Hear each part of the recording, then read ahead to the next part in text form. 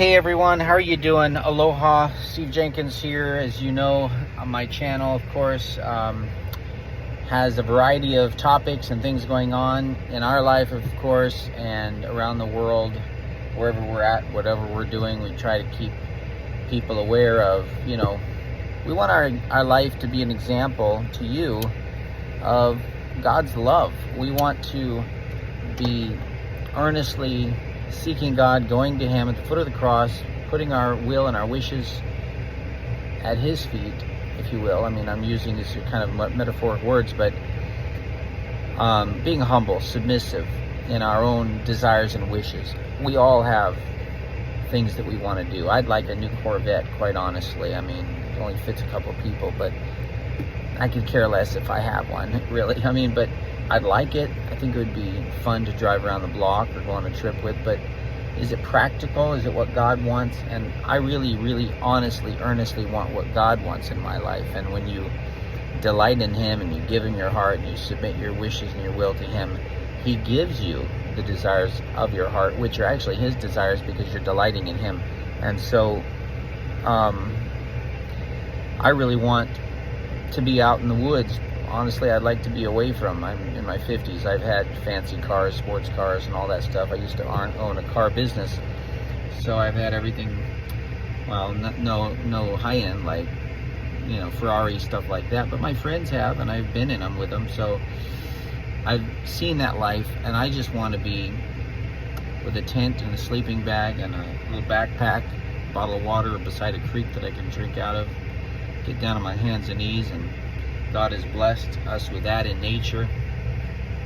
But what I want to talk to you about right now is the fact that I am exhausted. I've been working 5 a.m. to midnight working on this wildfire. Look at this. See this logo right here? See that? Wildfire Trust. $13 billion went in a fund. And because I'm not assertive and aggressive, and I'm always involved with ministering to others, I'm always last. When I go to a potluck or a meal, I'm in line last.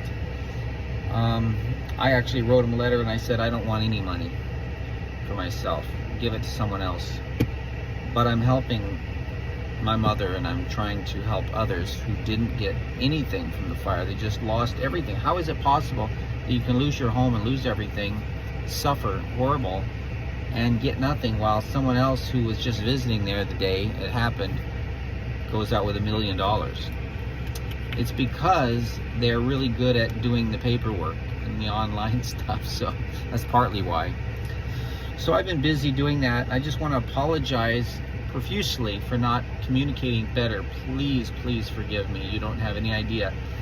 I had a bunch of people willing to volunteer and take calls and respond. One guy drove clear from San Diego, and then another lady was flying out from Chicago, and she didn't get here yet, but I was going to have her number and his number and other numbers of people that I'm working with who I keep in touch with. I can't keep in touch with 1,000 people, but I can keep in touch with 5 or 6 quite easy, or even 10. But everybody, and then I thought, then everyone else, they can help me. We can at least let you know what's going on. I'm not, I'm not trying to do something wrong here and not communicate well.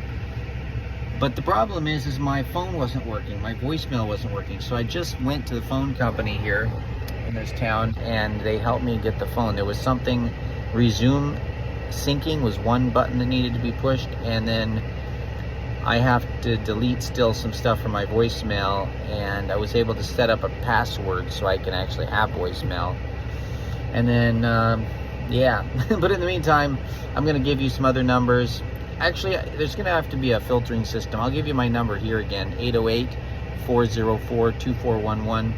If you've listened to me this far, and you do know that I am helping people from Maui fire and Paradise Camp fire and other disasters, just know I'm not going around asking for money, and I'm not a person that does that. I work with some worthy nonprofits. I definitely don't work with United Way, Red Cross, FEMA, or some of those big organizations that take money. A lady called me that worked with FEMA back during, was it Katrina?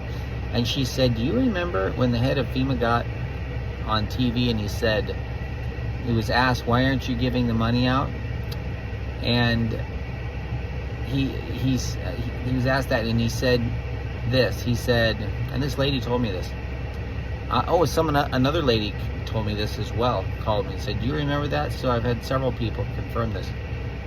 I don't really remember it on TV, but he said, "Well, if I give them the money, you know, the people who are suffering, you know, then we wouldn't be able to pay the people that work for FEMA. They'd lose their job. FEMA got so big and hired, you know, a lot of people, and so they need money to pay their people." And that's the problem with big nonprofits. They take in a lot of money to keep their high fancy living going, but it doesn't actually, the money doesn't go to the people.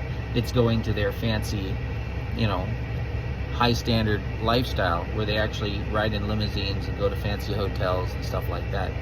It is atrocious. It is horrible. I've seen it. I saw it in the Philippines during Haiyan, the Typhoon Yolanda, where Red Cross people came there to help, and they stayed in fancy hotels. I even was invited to a dinner because I was an American. They thought I was part of that sort of mindset group. I went to this fancy dinner where there were dead bodies outside all over the place, thousands, and yet they're having this fancy dinner with fancy tables and fancy chairs covered with cloth and fine, you know, silver platters and all that stuff. It was, I mean, I felt special, but I felt like this cost money. This money should go to helping the people. There were people that died in that disaster that survived the flood and the disaster, but they died because they starved and they were exposed to the elements and they got fatigued, they got hypothermia. Their children were with them, and some of those families were laying on their back with their stomachs bloated with the kids beside them. You know that the families survived the disaster, but they all died because nobody had the guts or was able or willing to just go in and help them. What's going on with our country? America can't even do the simplest little things. It's horrendous. It's appalling. And yet these nonprofits continue getting money. You should have some shipping containers primed and ready to go in any country. I mean, especially Philippines, places where natural disasters like that occur. Don't you think that would be important? You should have something that I'm working on. I'm going to be sharing this with you eventually. I'm going to work really hard at this. I don't care. It may be the last thing I'm going to do with my life. And yeah, I'm excited to tell you, but it's going to really help a lot of people. And just keep being strong, guys. Don't give up. And Maui people, if you see this message, Eric West, thank you, for what you're doing. I still want to talk to you sometime, but no big deal.